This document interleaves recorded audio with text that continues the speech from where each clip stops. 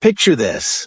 It's August 19th, 1981, and inside a concrete bunker at Gurabia Air Base in Libya, a radar screen glows green with electronic noise. Outside, the air over the Gulf of Sidra is thick and sweltering, but inside this command center, it's ice cold.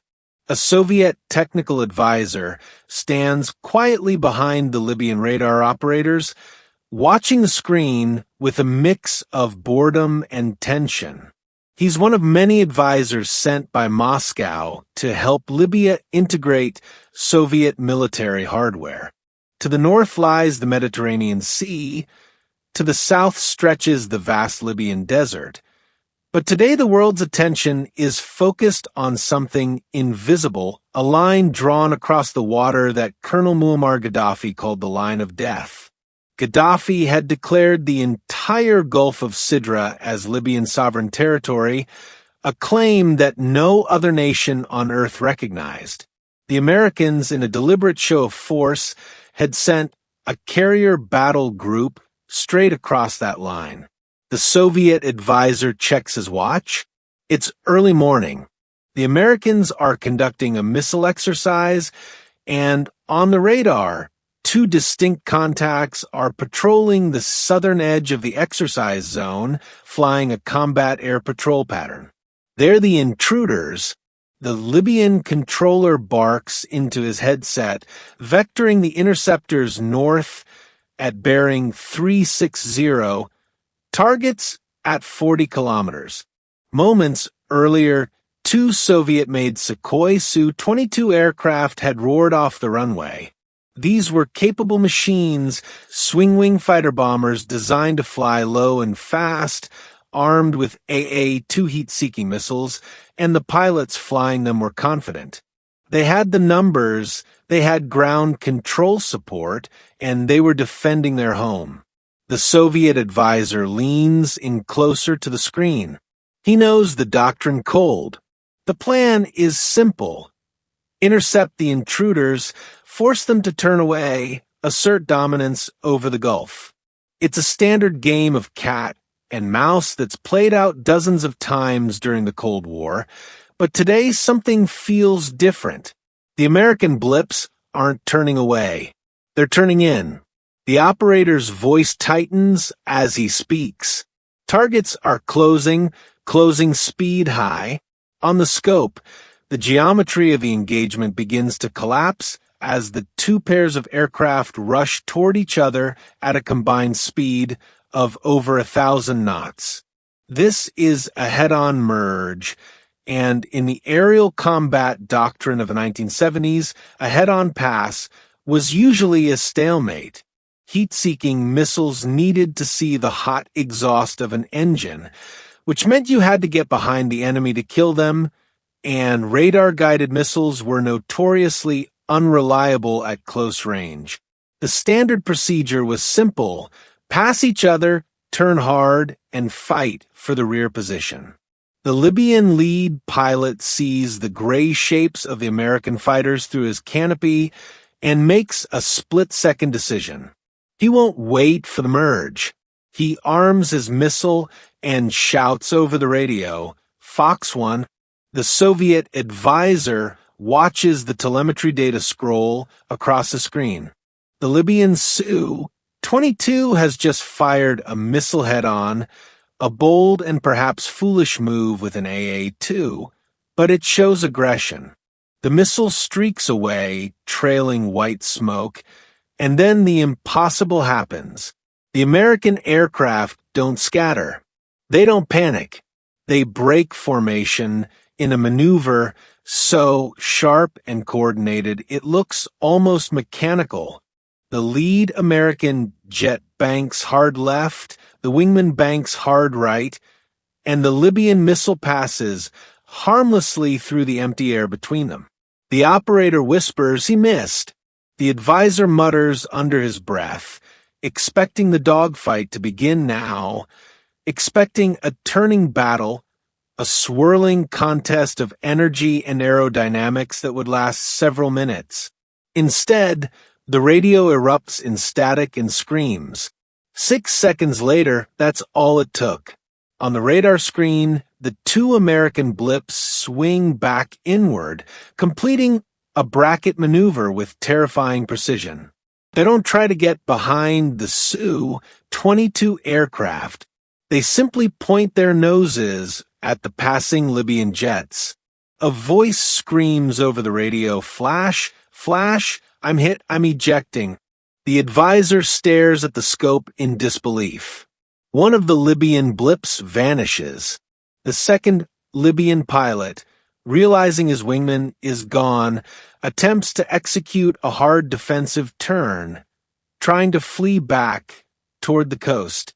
He's pulling maximum G-force, straining the airframe to its absolute limit, and it shouldn't matter because he's moving away fast. The controller shouts, "Launch detected." The second American fighter has fired, but the geometry seems wrong, the angle too steep, the distance closing too fast. The operator says in a hollow voice, "Impact." The second Libyan blip disappears from the screen. The room falls into stunned silence. The Soviet advisor looks at the clock on the wall. From the moment the Libyan pilot fired his missile to the moment both Su-22 aircraft were destroyed, less than 45 seconds had elapsed. Two advanced Soviet-supplied fighters flown by aggressive pilots had been swatted out of the sky before they even understood they were in a fight. The Americans hadn't just won, they had dismantled the engagement with a level of efficiency that defied every known law of aerial combat. They didn't struggle, they didn't maneuver for position, they simply arrived, fired, and cleared the sky. The advisor feels a cold pit forming in his stomach. He isn't looking at a tactical defeat. He's looking at a technological abyss. If the Americans could shoot accurately from angles that should be impossible against aircraft that were technically sound, then every assumption the Soviet military had made about air superiority in Europe was fundamentally wrong. Back in the bunker, the confusion is total. Libyan commanders are shouting, demanding to know what happened. Was it a surface-to-air missile? Did they collide? No, the operator says, rewinding the tape of the radar intercept, they were shot down by the aircraft. The commander demands to know which aircraft. The Soviet advisor shakes his head slowly. He knows what's out there. He's seen the silhouette reports in intelligence briefings, blurry photos taken from long-range surveillance aircraft. It's the big naval fighter, the one with the variable sweep wings that the Americans claim can track 6 targets at once. Tomcats, the advisor says quietly, but even knowing the name explains nothing. The F-14 Tomcat was supposed to be a heavy interceptor, a missile truck designed to defend the fleet from bombers at long range. It wasn't supposed to be able to dogfight small, agile jets like the Su-22, and it certainly wasn't supposed to be able to kill them in a head-on merge or a high-deflection crossing shot. The report that goes back to Moscow that evening is filled with technical data, but the subtext is pure panic. The Americans have introduced a variable into the equation that the Soviets can't account for. They've weaponized geometry itself. As rescue helicopters scramble to fish the Libyan pilots out of the warm Mediterranean water, the two American fighters are already turning back toward their carrier, the USS Nimitz. They haven't even used their afterburners to escape. They're calm. The mystery isn't that planes were shot down, because in war planes are lost. The mystery is the speed. How did a heavy carrier-based interceptor destroy 2 agile fighters in under a minute without ever getting on their tails?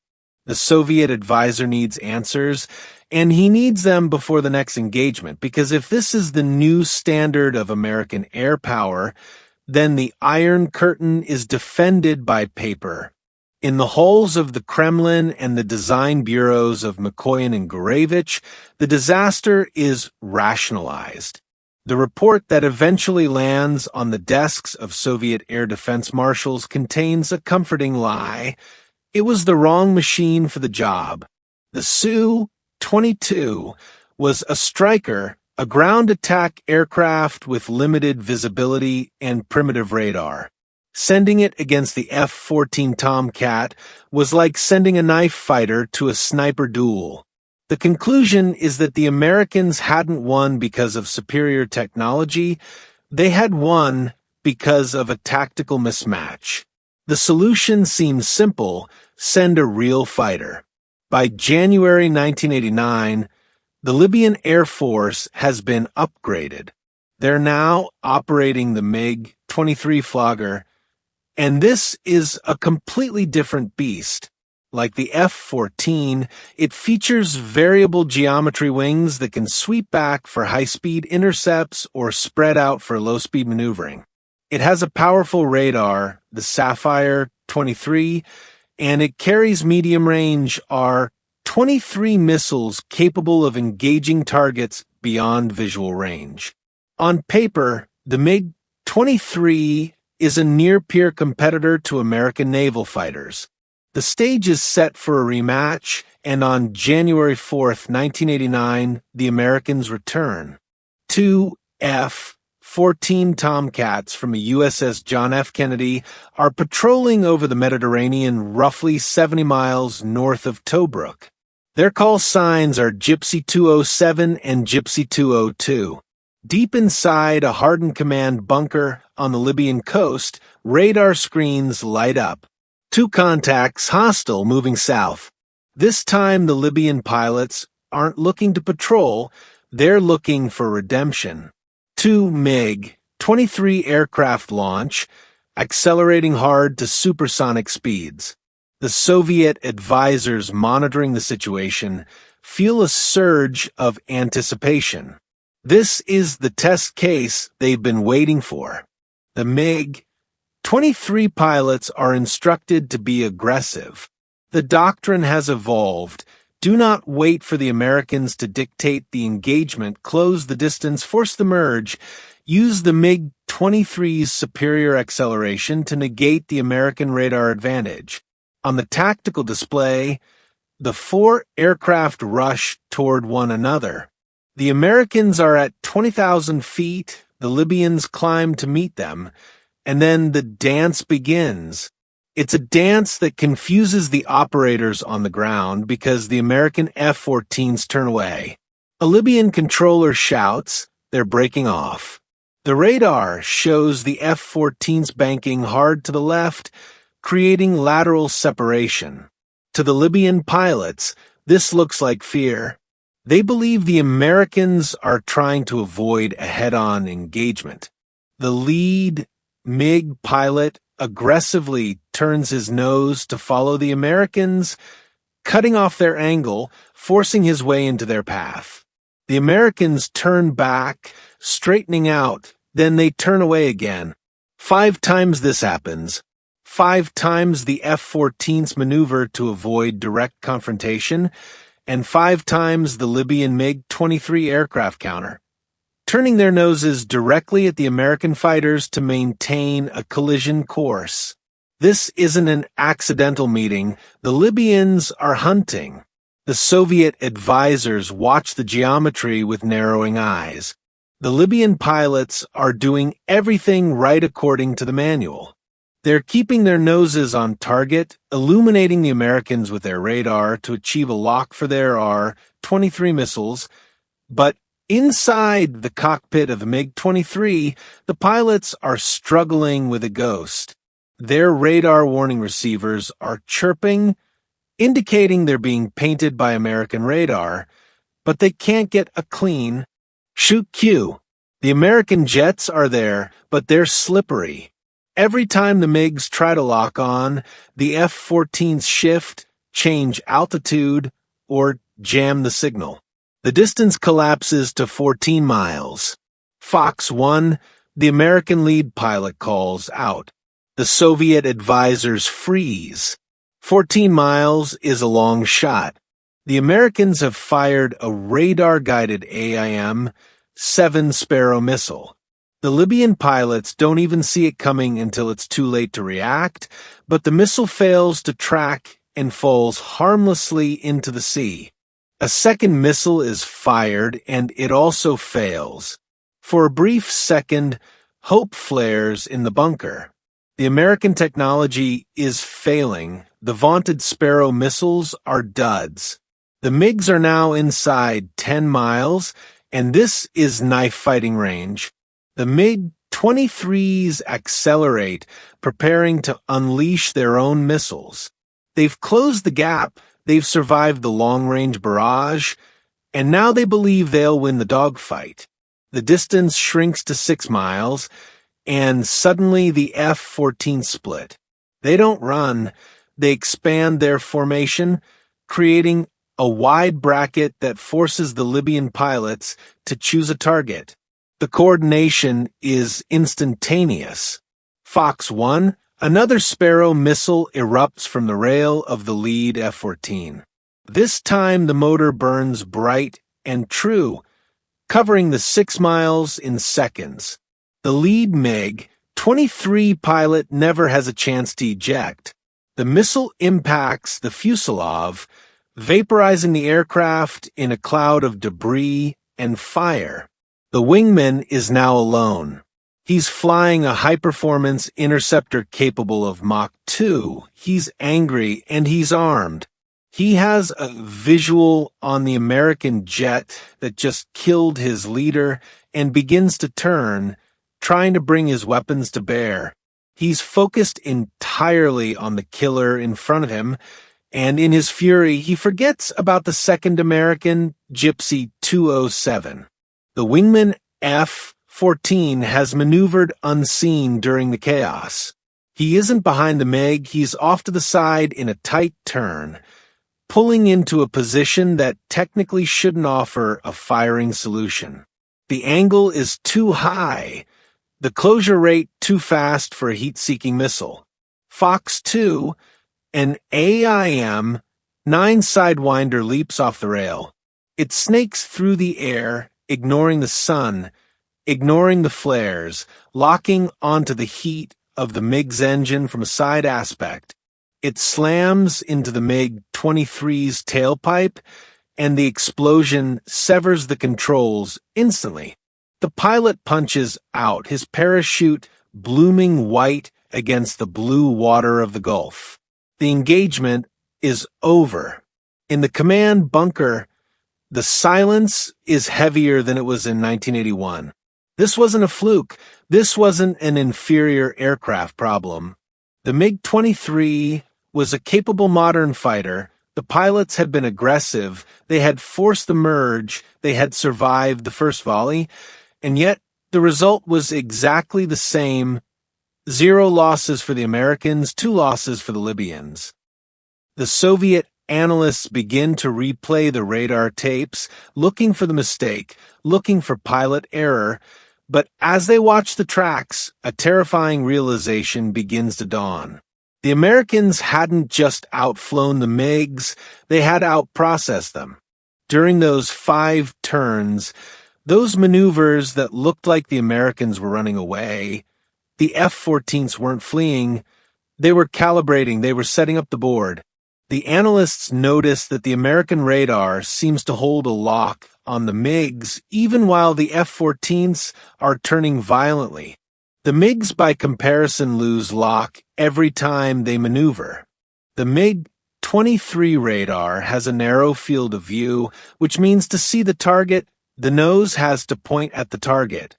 The F-14, it seems, can see everything, everywhere, all at once. The question that haunts the Soviet military attaché that night isn't about missiles or engines, it's about information. How could the American pilots maintain such perfect situational awareness while maneuvering at 600 knots? How did they know exactly when to turn, when to fire, and when to split? They're missing a piece of the puzzle. There's a ghost in the machine, something inside the F-14 that gives it an unfair advantage, something that allows a two-man crew to function with the coordination of a computer. The answer lies in a system the Soviets knew existed but had vastly underestimated, a system that turned the F-14 from a mere fighter plane into a flying supercomputer. And to understand why the MiGs never stood a chance, we have to look inside the cockpit of the Tomcat at a weapon that fired no bullets but killed with devastating efficiency. The data tapes from the Gulf of Sidra eventually make their way north, smuggled in diplomatic pouches from Tripoli to the gray, austere offices of Soviet military intelligence in Moscow. There, amidst the hum of fluorescent lights and cigarette smoke, engineers and tacticians stare at the flight paths, trying to reverse engineer a ghost. To understand the depth of their confusion, you have to understand the Soviet philosophy of air combat in the 1980s. In the East, the pilot was the tip of a spear held by a commander on the ground. This was the doctrine of ground-controlled intercept, or GCI. The pilot flew the plane, but the GCI operator in the bunker told him where to go, when to turn, and when to shoot. The radar on a Soviet fighter like the MiG-23 was powerful, but it was like a flashlight beam in a dark room. Intense but narrow. If the pilot looked left, he was blind to the right. The ground controller was his eyes, but in the Libyan engagements, the GCI system had failed. The ground controllers had screamed vectors, but the Americans were always one step ahead. As the analysts trace the jagged lines of the F-14's flight paths on the plotting tables, a disturbing pattern emerges. The American fighters move with a strange fluid autonomy. They don't fly like soldiers following orders. They fly like hunters who can see through walls. The focus of the investigation narrows on the offset maneuvers. In the 1989 engagement, the F-14s had turned away from the MiGs 5 times. In a standard Soviet fighter, turning your nose away from the enemy meant losing radar lock. You would be blind. You would have to reacquire the target when you turned back, costing precious seconds, but the F-14s never lost lock. One analyst points to the timestamps and notes. They're tracking while turning. The radar is looking sideways. This is the first clue. The American radar isn't fixed to the nose of the aircraft in the traditional sense. It has a mechanical and electronic independence that allows the aircraft to maneuver violently without snapping the invisible tether to its target, but the mystery goes deeper than just the radar dish. It's about the workload. Flying a supersonic fighter is physically and mentally exhausting. You're managing fuel, checking engine instruments, listening to the radio, watching for threats, and trying to fly the plane. To also manage a complex radar intercept, interpret the return, signals, and calculate firing solutions is nearing the limit of human capacity. The Soviet solution was to offload that work to the ground controller. The Americans had done the opposite. They had put the controller inside the plane. The Soviet advisors look at the schematics of the F-14. It's a massive aircraft, far larger than the MiG-21 or MiG-23.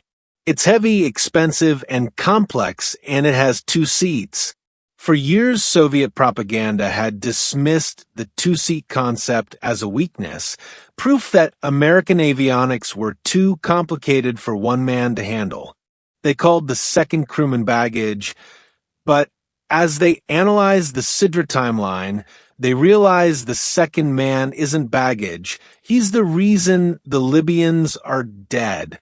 While the pilot, the stick actuator, is focused on flying the energy management of the jet, making sure they don't stall or crash, the man in the back is doing something else entirely. He isn't looking out the window, He's looking at a screen. The intelligence reports begin to piece together a picture of a divided brain. The F-14 isn't one fighter. It's two distinct specialized units sharing a fuselage. The front seat is the brawn, the back seat is the brain, but a brain needs data, and this is where the Soviet understanding of the event hits a wall.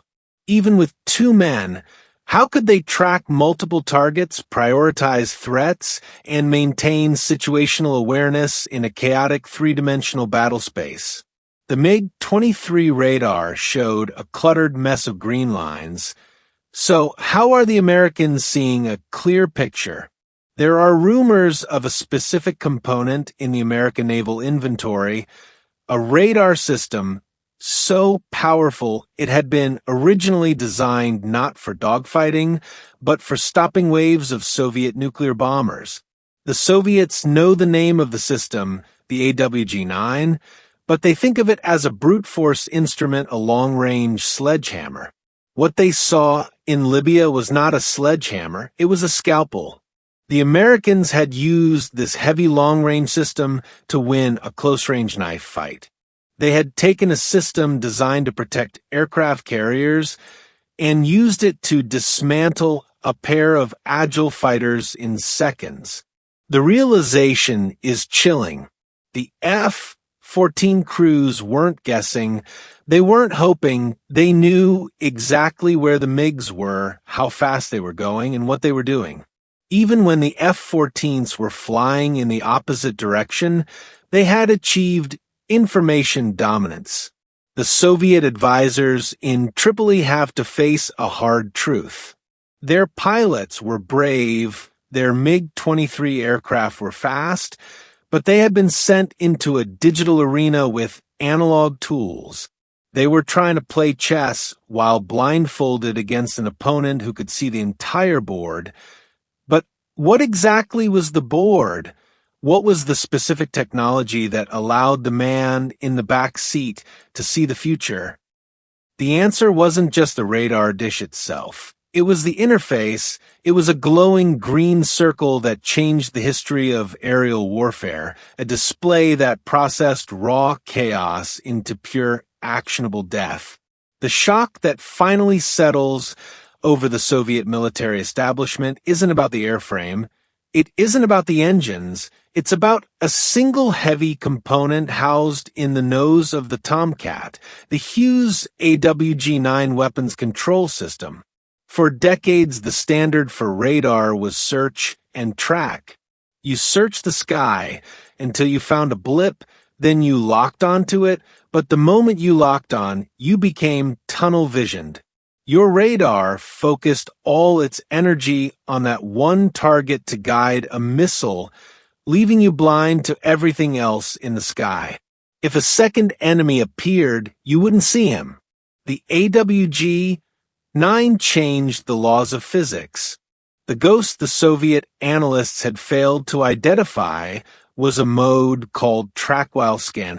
Inside the F-14, the radar intercept officer, the man in the back seat, isn't looking at a chaotic mess of raw radar returns like his Soviet counterparts. He's looking at the TID, the tactical information display. It's a large round glass screen that doesn't show the world as it is. It shows the world as a computer understands it. This is the revelation that terrifies the Kremlin. The Americans have stopped showing their pilots raw data, they're processing it. On the TID, the Libyan MiGs aren't just fuzzy green blobs, they're distinct symbols. The computer assigns each target a vector, a speed, and an altitude, but the true horror is the capacity. The AWG-9 can track 24 separate targets simultaneously while continuing to scan the rest of the sky for new threats. It can calculate firing solutions for 6 of them at the same time, while the Libyan pilot in his MiG-23 is frantically adjusting knobs, trying to keep his radar dish pointed at the American jet. The F-14's computer is calmly building a three-dimensional map of the entire Gulf of Sidra. This explains the impossible maneuvering in the 1989 engagement. When the F-14s turned away from the MiGs, they weren't guessing. The AWG-9 radar dish was mechanically gimbaled to sweep vast angles. The F-14 could turn 90 degrees away from the enemy, but the radar dish would swivel to stay locked on. The computer held the track. The Rio in the back seat could simply watch the MiGs on his screen, calm and detached, while his pilot flew a radical defensive maneuver. They were playing a video game while the Libyans were fighting for their lives, but the technological gap went even deeper. It was the look-down, shoot-down capability. For the entire Cold War, the safest place to be was down low. If you flew close to the water or the ground, the enemy radar would be confused by the ground clutter, the reflection of radar waves off the waves or terrain. A MiG flying at 100 feet was invisible to most radars looking down from above, but the AWG-9 used pulse Doppler technology. It didn't just look for reflections, it looked for movement. It used the Doppler shift to filter out the stationary background of the Earth and see only the objects moving toward it. This meant there was nowhere to hide. When the Libyan MiGs took off in 1981 and 1989, they thought they could use the clutter of the Mediterranean to mask their approach. They were wrong. The F-14s saw them the moment they left the runway. Every move they made, every turn, every acceleration was being fed into a central processor that was light years ahead of anything the Soviet Union could mass produce. The shock for the Soviet advisors is the realization of fundamental obsolescence. They had built their air force around the concept of superior aerodynamics, faster planes, tighter turns. They believed the pilot with the most courage and the best stick and rudder skills would win. The Gulf of Sidra proved that the era of the dogfight was ending. The era of the systems manager had begun. The American Rio wasn't just a passenger, he was the battle commander. He decided when the engagement began, he decided who died. In the 1989 incident, the communications tapes reveal the Rio calling the shots. His voice is calm, clinical. The missiles that destroyed the MiGs, the Sparrows, and Sidewinders were just the final executioners. The real weapon was the microchip. The F-14 was the first fighter jet to utilize a central air data computer that could automatically adjust the sweep of the wings to the perfect angle for the current speed and altitude. It optimized the plane so the pilot didn't have to think about flying, he only had to think about killing. By the time the debris of the MiG-23 aircraft settles on the waves, Soviet military doctrine is in ruins. They realize they're preparing for a knife fight against an opponent who has brought a sniper rifle with a digital scope. The parody of the Cold War skies is a myth. The Americans don't just have better planes, they have better information, and information, as it turns out, is more lethal than speed. The ripples of the Gulf of Sidra do not stop at the water's edge. They travel thousands of miles north to the Soviet Union, crashing into the rigid structures of the military-industrial complex. The 45 seconds of combat in 1981 and the surgical dismantling of the Libyan Air Force in 1989 force a quiet but desperate revolution in Moscow. For decades, the Soviet Union had relied on quantity. They believed that if they built enough MiG-21 and MiG-23 fighters, they could overwhelm Western technology with sheer numbers, but the Sidra incidents prove that numbers are irrelevant if you can't see the enemy. A blind man cannot fight a sniper, no matter how many friends he brings with him. The panic in the Soviet design bureaus is palpable. The realization that the Americans have perfected the look-down, shoot-down capability accelerates the development of the next generation of Soviet fighters.